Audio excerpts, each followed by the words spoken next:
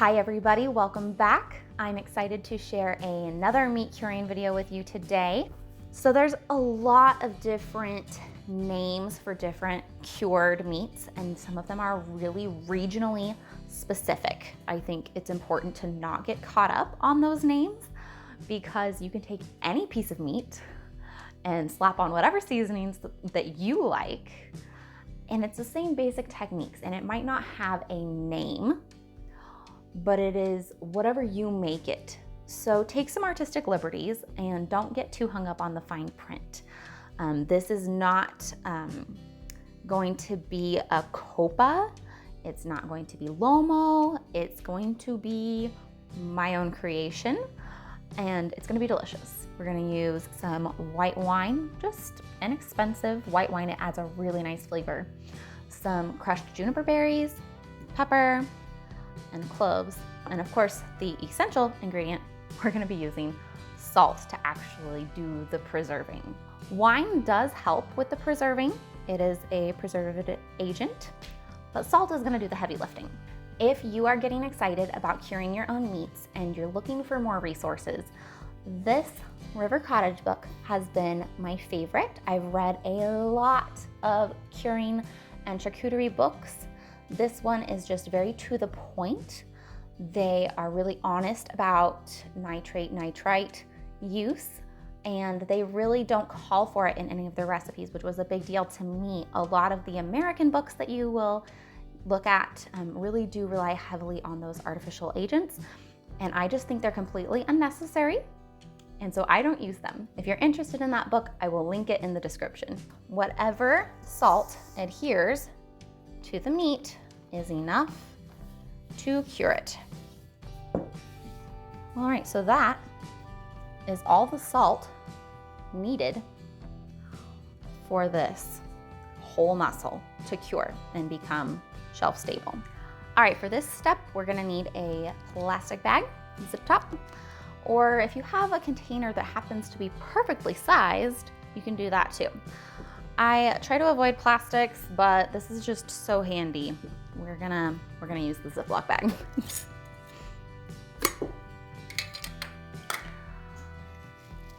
Just a few juniper berries add a really nice flavor. And we're just gonna squish them a little bit, because if they're whole, they really aren't gonna release much flavor. They don't need to be ground fine or anything, but you just wanna make sure you break each of them.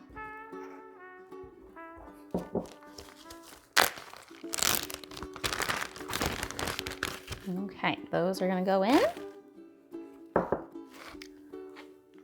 A little bit of ground cloves. You could do whole cloves as well. And I'm not gonna measure. Just maybe a 1/4 teaspoon. A little bit of pepper. And if you're using pre-ground, maybe a 1/4 to a 1/2 teaspoon. And our final ingredient, we're gonna open up a bottle of wine and put a glass in. If you don't wanna add liquid, you can just rub your spices onto your meat, and you don't have to add a liquid because liquid is going to be pulled out of your whole muscle, right? And so that'll provide enough liquid for it to make its own brine. But the wine just adds a really nice flavor. Now we're just gonna add about a glass. In goes our whole muscle.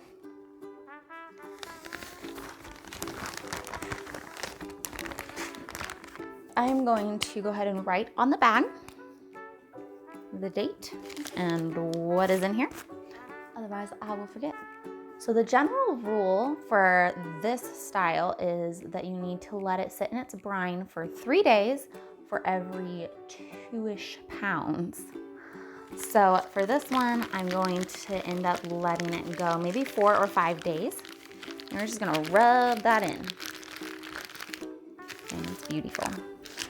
So once a day, you're gonna go into your refrigerator or your cold pantry or wherever you have this sitting and give it a little massage, maybe flip it over, just once a day. And then in, however many days, depending on how heavy your piece of meat is. When you've reached that amount of days, we'll do the next step. Welcome back, everybody. It has actually been 10 days since we were last on because I got pretty sick.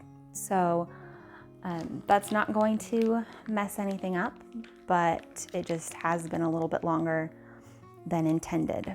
So I've got this out of the fridge and we're gonna go ahead and do the next step. We get to rinse it off. You can see it's definitely cured all the way through. There's no different coloration in the middle. If you watched it closely while you were brining, you might have seen the color change slowly from the outside to the inside. But especially since this one has gone so long, there's definitely no different color in the middle anymore. It is very, very well brined. Okay, so rinsed and now dry. You just want to use a towel that's not fuzzy. You don't want to get little towel fuzzies all over your meat.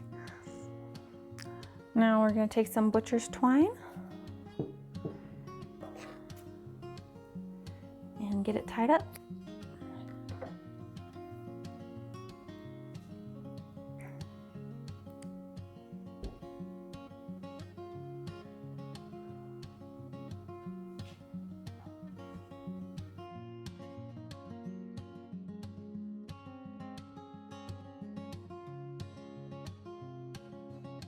So now we're gonna give this away because if we want to eat this raw, like charcuterie, slice it thin and eat it raw, we'll need to know how much weight it has lost before we do that.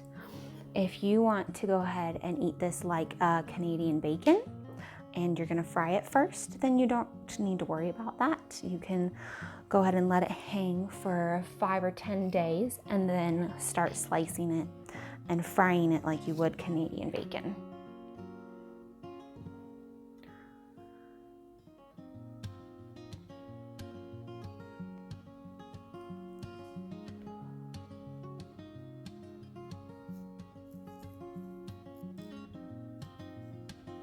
All right, that's it for this simple little whole muscle cure that we brined.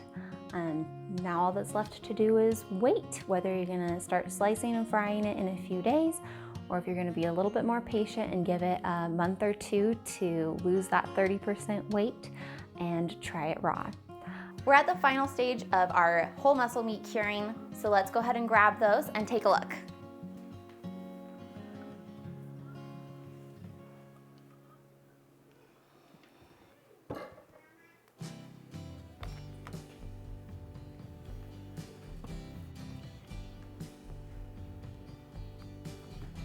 I've got 3 different cures here. I have one with kind of spicy, smoky paprika flavors. I've got one that was cured in a copa cure recipe, and I've got one in fennel. So let's take a closer look at these. Let's start with this one because this one actually has a little bit of mold, and I'd like to show you guys a close-up on this mold. It's not alarming, but I just want to show you what happened and what to do about it if it happens to you. So this one had split apart a little bit. You can see there's a split here in the meat where the muscle separated, and a little bit right here, and I'm getting some mold in here. This is just because the humidity in the room where it was hanging was a little low for a while. As I mentioned earlier, got really sick, and so I wasn't monitoring the conditions very well. So it dried a little bit too fast and split apart and created a little bit of a spot with bad airflow where mold could move in. And mold, as we talked about, isn't necessarily bad, but this mold is a little bit green. So I'm gonna wipe it off. I've got a Q-tip here and some apple cider vinegar. So you could do this with a cloth, or I'm gonna use a Q-tip just because it is kind of a little crack. And I'm just gonna dab some apple cider vinegar on it to kill that mold. If it was white, I wouldn't worry about it at all. But since it is a little bit green, I'm just gonna dab a little vinegar in there to nip that in the bud. But it's not long and fuzzy. It doesn't look like cat hair. So it's totally edible. It's not gonna be harmful in any way, but just to nip it in the bud, we're gonna vinegar it. So to tell if these are ready to be sliced thin and eaten raw, you need to weigh them to make sure that they've actually lost 30% of their original weight. So we went over, it's important to write down the weight on a little tag when you hang them up so that you know if they're ready. I am pretty sure these guys are ready, but we're just gonna double check. Okay, this one started out at 3 pounds. And it's now 2 pounds, 4 ounces. This one's super ready, super ready. Let's go ahead and slice a couple of these and see how they taste. I'm gonna leave it mostly trussed up so I can hang it again. I think you could also unwrap them, especially this really dry one, and wrap it in a cheesecloth or a beeswax wrap and put it on a shelf, but that could encourage mold, so I'm just gonna keep them hung up for now. Yeah, this one's definitely a little over dry, but that's okay. Hopefully we can get some good slices out of it. And if not, it'll be one for grating. It'll still be edible. It just might be really tough to slice. There we go. It's a really beautiful dark red inside, and you can see the nice marbling. Let's taste some.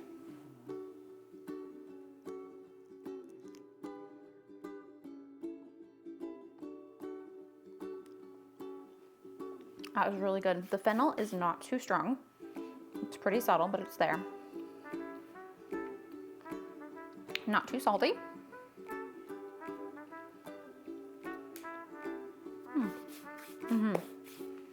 I'm pleased with that.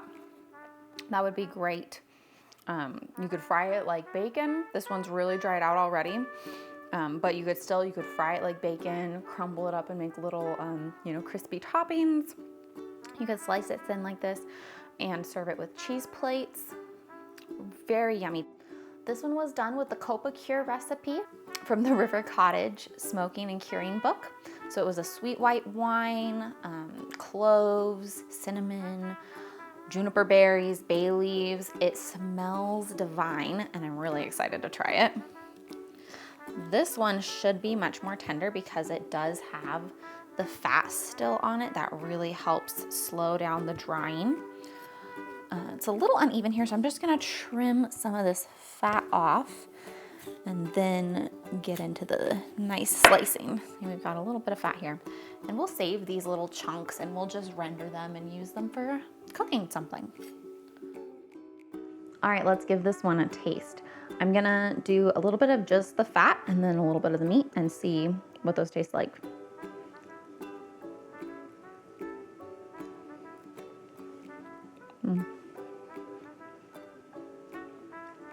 The fat really just melts in your mouth. It's really nice. It's got a very winey, slightly spiced flavor. It's super silky smooth. It's really nice. Let's do the meat.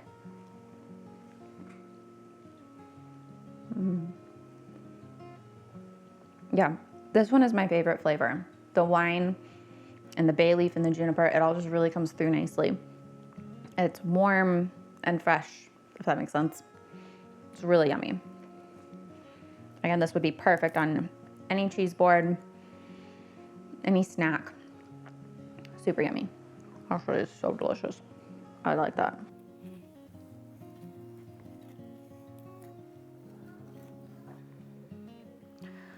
So this is actually really nice. You can tell where the fat cap was still on it. It's a lot more red. It's much softer and a nicer texture. The side that didn't have any fat protecting it is much drier. You can see it's very dry and a little bit brittle. Yeah. Whereas up here, it's much more moist when you bend it. Which either way is fine. But just texturally, if you had a piece that was entirely wrapped in a nice layer of fat, you would end up with a much more tender cure. Okay, let's try a little bit of the fat, and then we'll try a little bit of the meat.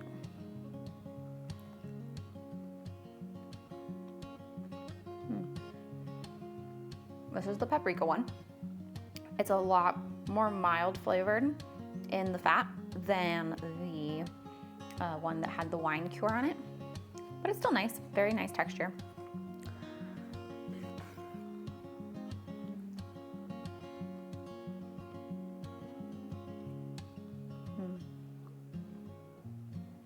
Okay, there's a really nice texture actually on this one and a really good flavor. I wish I would have been a little heavier handed with the spices on this one.